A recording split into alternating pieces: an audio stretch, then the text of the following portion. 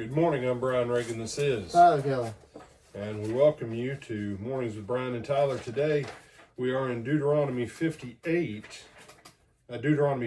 58 through 29 and verse 1. Am I reading all of it? Or? Yeah. Okay. If you not carefully observe all the words of this law that are written in this book, then you may fear this glorious and awesome name, the Lord your God. And the Lord will bring upon you and your descendants extraordinary plagues, great and prolonged plagues, and serious and prolonged sicknesses. Moreover, he will bring back on you all the diseases of Egypt, of which you were afraid, and they shall cling to you. Also, every sickness and every plague, which is not written in this book of the law, will the Lord bring upon you until you are destroyed. You shall be left few in number, whereas you were as the stars of heaven in multitude, because you would not obey the voice of the Lord your God.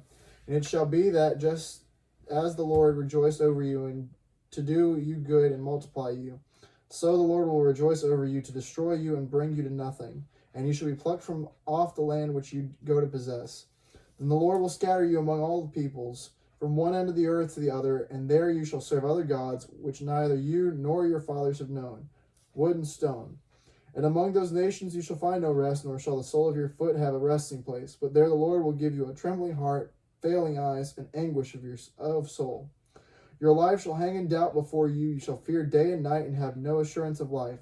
In the morning you shall say, "Oh, that it were evening," and at evening you shall say, "Oh, that it were morning," because of the fear which terrifies your heart, and because of the sight which your eyes see.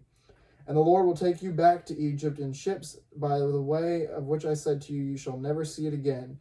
And there you shall be offered for sale to your enemies as male and female slaves, but no one will buy you. These are the words of the covenant which the Lord commanded Moses to make with the children of Israel in the land of Moab, besides the covenant which he made with them in Horeb. All right.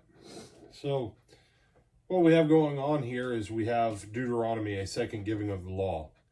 The first group basically that came out was in the covenant at Sinai. The second group, which is this one, is 40 years later roughly. They didn't enter into it. Most of these people here, they weren't even born. So the Lord's entering into a covenant with them a second time. And it's an interesting thing here. And I don't want to get into that thing of America is modern Israel or anything like that, okay? But I find it fascinating that as America continues to move further away from Jesus, and I'm not even pretending that we ever did a good job giving Jesus the honor he deserved in this country, but most people agreed there was only Jesus, and our basic concepts agreed with basic biblical principles. And the further we move away from that, what do we see? More disease, more chaos, more calamity, more of all this other junk that we never used to see. And you can say, well, it was always there, but we didn't know about it because we didn't have media at the speed we do today. That's false. That's false. The mortality and morbidity rates, the number of diseases, you used to be able to just die of old age. You were old and your machine was worn out. Most of the stuff that was reserved for old age now happens to people in their teens and 20s. Okay? And here's a very simple principle. Verse 63. And just as the Lord took delight in making you prosperous and numerous. See, the Lord delights in giving increase in numbers for strength and in strength for prosperity. And some people would argue with me and they'd say, this is the most prosperous whatever that we've ever had. No. Most of the prosperity that we have right now in our land is built on leveraged debt,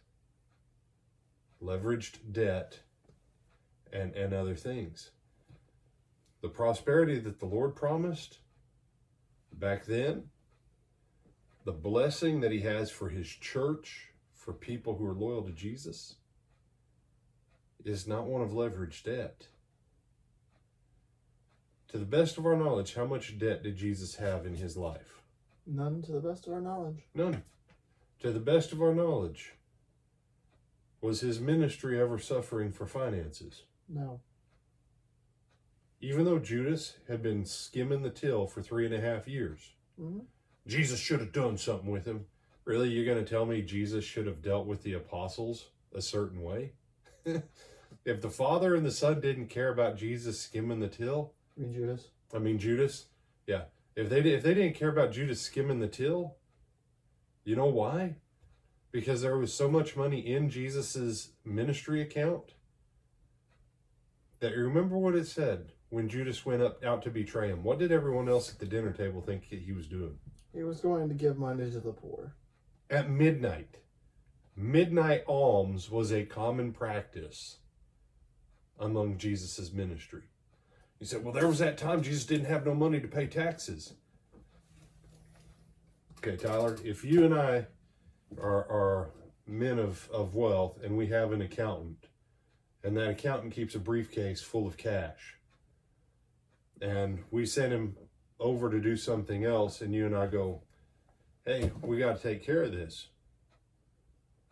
Does that mean we don't have money? Or does it just mean that our banker's not with us?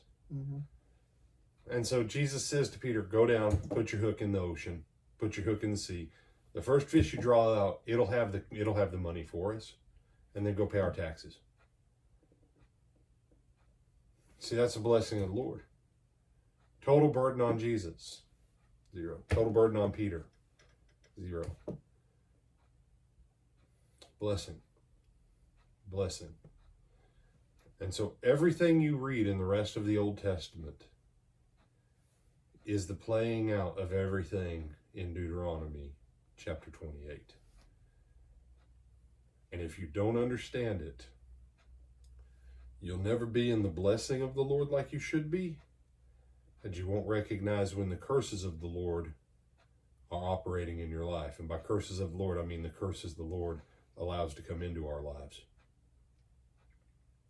So, just something to contemplate. Other thoughts, my brother? No, sir. All right. You see, I thought mornings were supposed to be upbeat and happy. They are. Learn what's in the book so that you can get on the blessing side. I'm Brian Reagan. This is Tyler Kelly. Lord willing, we'll see him tonight at 8 o'clock. 8 o'clock. Till then. Like, comment, share, and subscribe. All right. See you then.